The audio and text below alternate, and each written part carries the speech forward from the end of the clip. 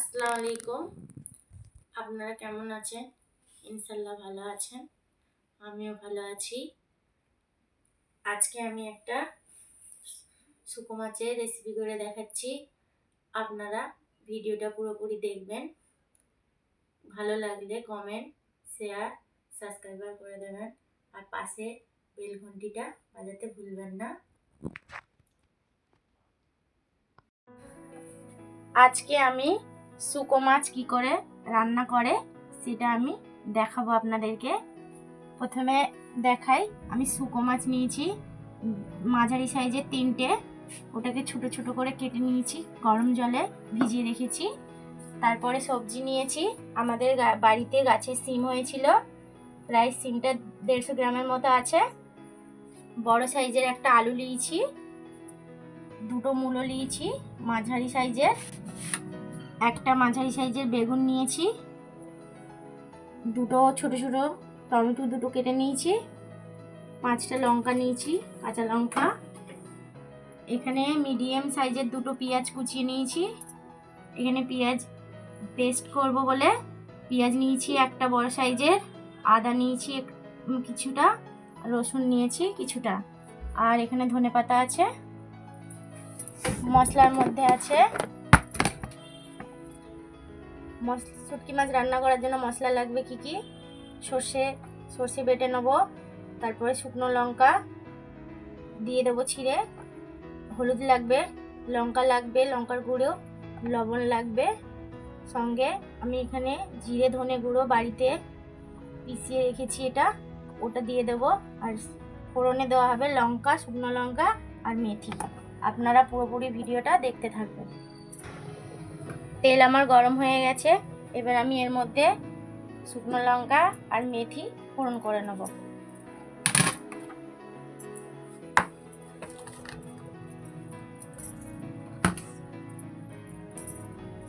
এর মধ্যে 2টো শুকনো লঙ্কা ছিঁড়ে দিয়ে দিলাম,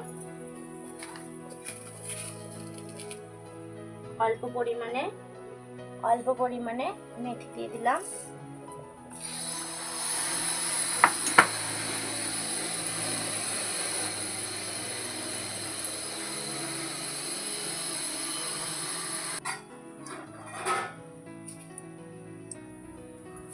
ফোড়নটা হয়ে গেছে, এবার আমি পেঁয়াজ কুচি দিয়ে দেবো এর মধ্যে।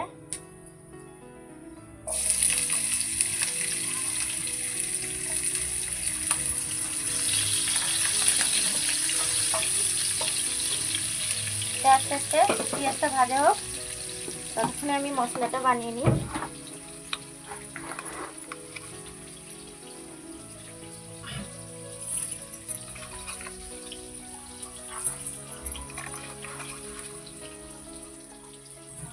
আমি এখানে 3 চামচ সর্ষে দিয়েছি এই চামচে।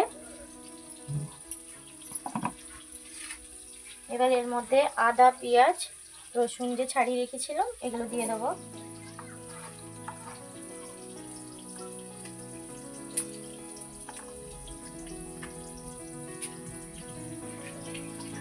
সামান্য পরিমাণে জল দিয়ে দেবো।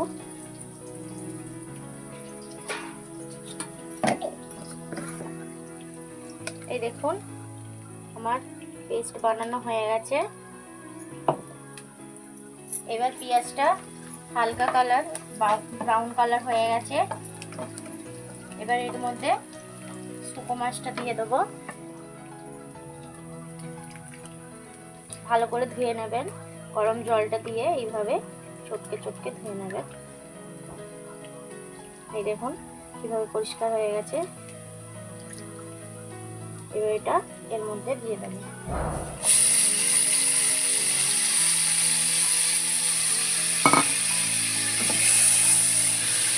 হালকা হালকা নাড়তে থাকবেন।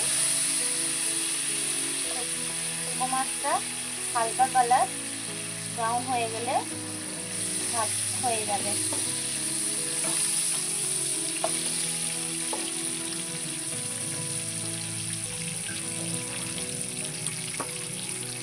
এর মধ্যে এবার আমি এই পরিমাণে লবণ দিয়ে দেবো।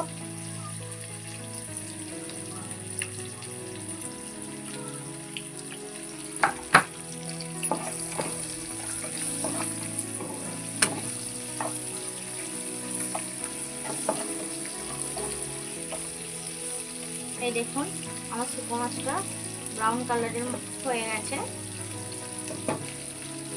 এবার আমি একে একে সবজি দিয়ে দেবো এর মধ্যে। সবজিগুলো এর তেলের মধ্যে ভাজা হয়ে গেলে সবজির গন্ধটা কেটে যায়। দিয়ে দিলাম প্রথমে,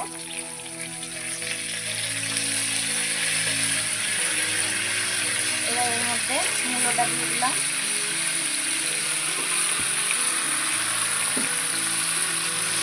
বেগুনটা দিয়ে দিলাম, আলু,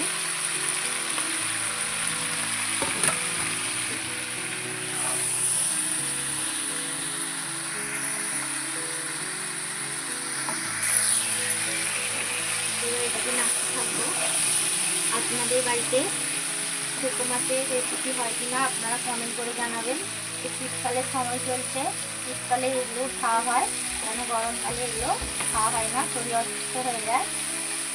তো প্রায়ভাগ শীতকালেই বেশিরভাগ প্রত্যেকটা বাড়িতে শুকনো মাছের রান্না হয়, যে যেমন পদ্ধতি দিয়ে খেতে ভালোবাসে খায়। আমাদের বাড়িতে এইভাবেই আমি রান্না করি, সব রকম সবজি দিয়ে। যে সময় এই সবজিগুলোই ওঠে বেশি, তাই এই দিয়ে রান্না হয়। প্রায় আমার সবজি ভাজা 10 মিনিটের উপরে হয়ে গেছে। এবার আমি খুলে দেখব। হয়ে গেছে সবজি ভাজাটা, দেখুন।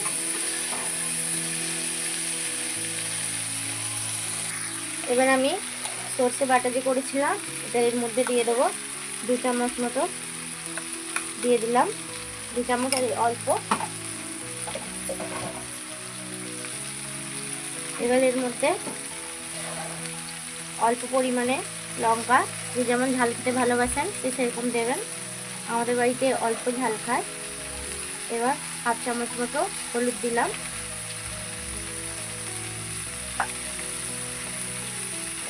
জিরে ধনে গুঁড়ো যে করা ছিল ওটা দিয়ে দিলাম ছোট চামচের 2 চামচ।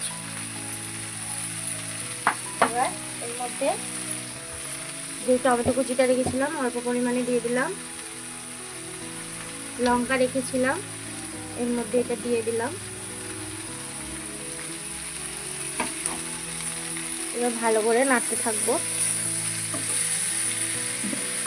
প্রায় 5-10 মিনিট মতো নাড়তে হবে। মশলাটা যেভাবে মশলাটা সবজির মধ্যে মিশিয়ে যায়, এর একটা গন্ধ কেটে যায়।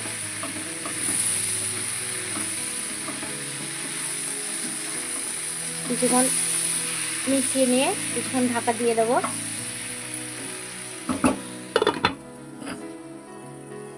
প্রায় 10 মিনিটের মতো হয়ে গেছে। এবার খুলে দেখবো। এই দেখুন মশলাটা ভাজা ভাজা টাইপের হয়ে গেছে, এইভাবে এইভাবে হয়ে গেছে। সবজিটাও বেশ ভাজা ভাজা হয়ে গেছে। এবার আমি এর মধ্যে জল দিয়ে দেব, সিদ্ধ হওয়ার মতো জল দিতে হবে। এমনিতে ভাজা করার সময় মশলা কষার সময় অর্ধেকটা সবজি সিদ্ধ হয়ে গেছে, তাই আমি এই বাটি হাফ বাটির একটু বেশি জল দিয়েছি। এবার এটা ভালো করে ফুটতে দিতে হবে। গ্যাসের ফ্লেমটা জোরে করে দেবো।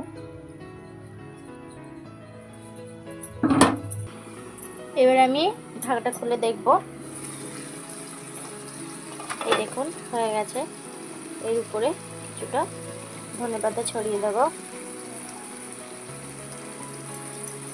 ধনেপাতাটা দেওয়ার পরে কিছুক্ষণ ঢাকা দিয়ে দেবো 2 মিনিট মতো, তারপরে এটা নামিয়ে নেব। এই দেখুন আমার শুটকি মাছ রান্না হয়ে গেছে, শুকনো শুকনো করে করেছি। এবার ভাতের সাথে, গরম ভাতের সাথে খেলে খুব ভালো লাগবে।